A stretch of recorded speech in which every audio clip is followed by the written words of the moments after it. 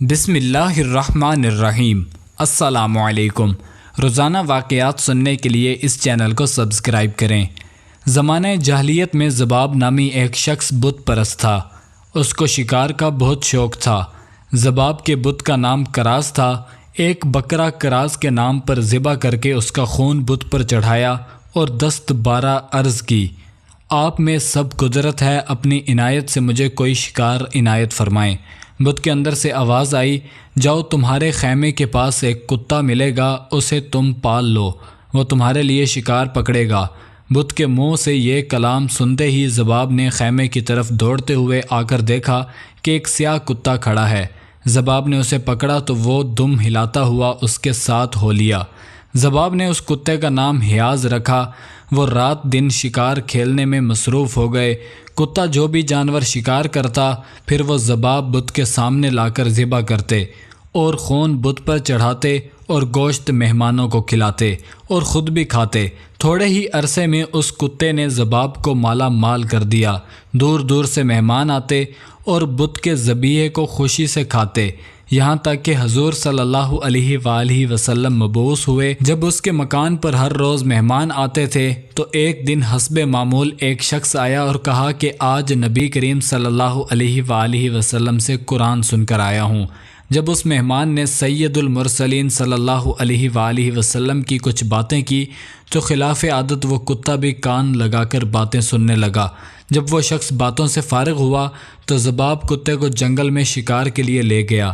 ہرن، نیل، گائے، متعدد جانوروں پر چھوڑا، لیکن کتے نے کسی کو نہ پکڑا بلکہ جانوروں کو پکڑ پکڑ کر چھوڑ دیا۔ ذباب نے کہا، آج کتے کو کیا ہوا؟ کتا تو خاموش تھا، مگر غیب سے ایک آواز آئی کہ ذباب، اس کتے نے ایک بڑی بات کی خبر سن لی ہے، اگر تمہیں بھی معلوم ہو جائے تو تم بھی اسے معذور سمجھو گے۔ پس کتے کو گھر لے آیا۔ راستے میں ایک دیو کی صورت کا انسان بھی گدھے پر سوار اور دوسرا شخص بھی اسی طرح سوار سامنے سے آتے ہوئے نظر آئے۔ ان دونوں کے پیچھے ایک حبشی غلام کے ہاتھ میں بڑے زبردست کالے کتے کی رسی پکڑے چلے آتا ہے۔ ان سواروں میں سے ایک نے میرے کتے کی طرف اشارہ کر کے کہا، اے کتے، شکار کرنا چھوڑ دو، محمد صلی اللہ علیہ وآلہ وسلم تشریف لائے ہیں۔ ذباب گھر پہنچ کر سوئے تو ایک آواز سنی۔ آنکھ کھول کر دیکھا تو حبشی غلام کے ہاتھ میں جو کتا تھا وہ کتا حیاض کتے کے ساتھ باتیں کرنے لگا۔ حیاض کتے نے اس کتے سے کہا، ذرا ٹھہر جاؤ، ابھی گھر والا آتا ہے۔ یہ کلام سن کر ذباب نے آنکھیں بند کر لی۔ حیاض کتے نے ذباب کے قریب آ کر غور سے دیکھا کہ کیا گھر والا جاگتا ہے یا سو گیا۔ غور سے دیکھا تو جان گیا کہ یہ سو گئے، حالانکہ وہ جاگ رہا تھا۔ حیاض نے دوسرے کتے سے کہا، ہاں اب کہو، کیا کہتے ہو؟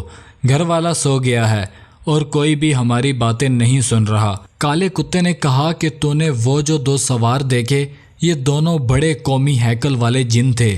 یہ وہ ہیں جو حضور اکرم صلی اللہ علیہ وآلہ وسلم سے قرآن مجید سن کر مسلمان ہو چکے ہیں، اور حضور صلی اللہ علیہ وآلہ وسلم نے اپنی طرف سے ان دونوں کو روئے زمین کے جنات اور شیاطین پر مسلط کر دیا ہے، جو بتوں کے اندر بولتے اور بتوں کے ذریعے گمراہ کرتے ہیں۔ ان کو پکڑ کر ماریں۔ مجھے تو انہوں نے پکڑ کر خوب مارا اور طرح طرح کے عذاب میں مبتلا رکھا، اور مجھ سے عہد لیا ہے کہ اب کے بعد میں کسی بت کے اندر نہ جاؤں۔